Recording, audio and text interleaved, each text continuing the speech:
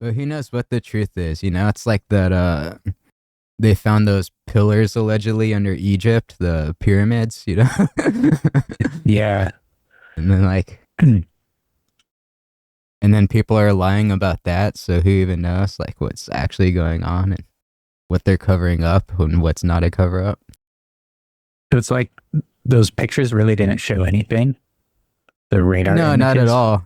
Yeah, they're just And totally. there's like, it's a power plant. It's like, how? Coils around a pillar? I watched a couple of videos and nobody seemed to explain any of it at all.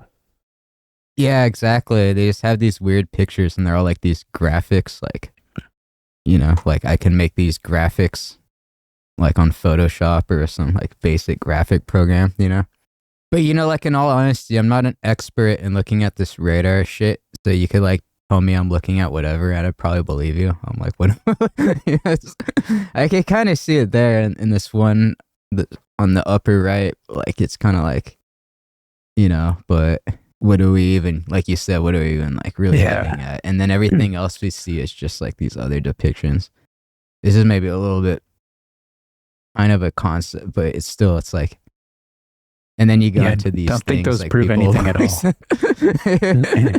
I do think though like there's like it's fascinating from the standpoint. I think like there's way more to the pyramids than the official story. Like there's definitely like I think we need to find out more.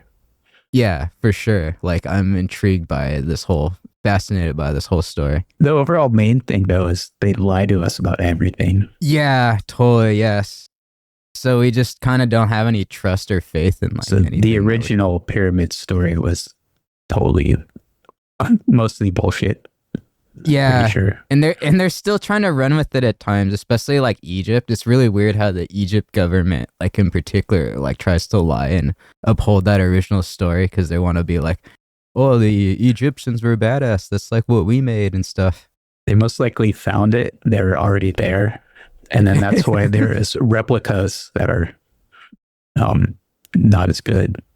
Yes, and we've seen parallels with that in other parts of the world where like you had these ancient monolithic structures that were built that were older, and then like newer societies built like smaller versions of them nearby or on top of them.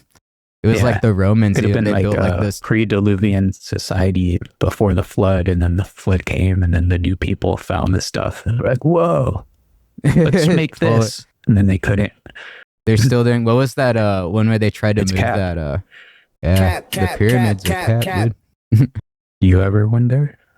Wait, what was that? Do you ever wonder how many pyramids full of poop are on the streets of India? Yes, that's something I ponder every day. Sorry about that. I was trying to find that one video where they talk about like they try to move some pyramid. They try to move like a block, like with just one block. Yeah, they're like moving it with like all these trucks and stuff, and it was like such a huge Herculean effort, and they were like struggling.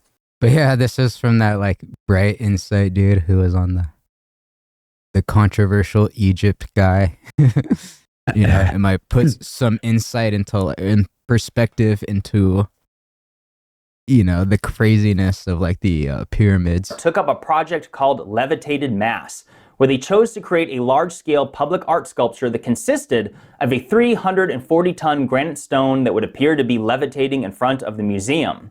This 680,000-pound stone is 21 feet tall and was transported 106 miles from the quarry. And this is where it gets amazing, as this 340-ton stone had to have a custom trailer truck constructed around it. And get this, the trailer was 260 feet long, 32 feet wide, had 44 axles, and 196 semi-truck wheels. We've of course all heard of 18-wheelers. Well, this thing has 11 times as many tires. And to move this stone 106 miles, it traveled 4 miles an hour, took 11 nights, and costed a whopping $10 million.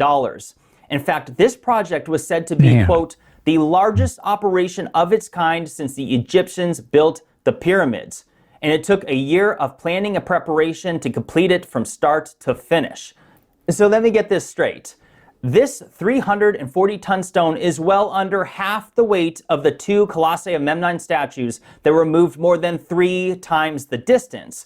And this 340-ton stone is virtually 1/3 the weight of the 1,000-ton Ramesseum statue, which was moved even further than this one.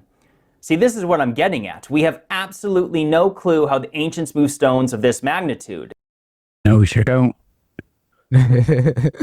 The pyramids and like the idea of them moving it with like manual slave labor is just kind of insane. Like, even if they didn't have like some crazy advanced technology idea, like some theories about like them being like way more advanced than we think, there was something going on where they had like some kind of like technique or something that was lost to time or something. They use There's logs definitely and like water. something we don't know. Haven't you seen that video? Yeah,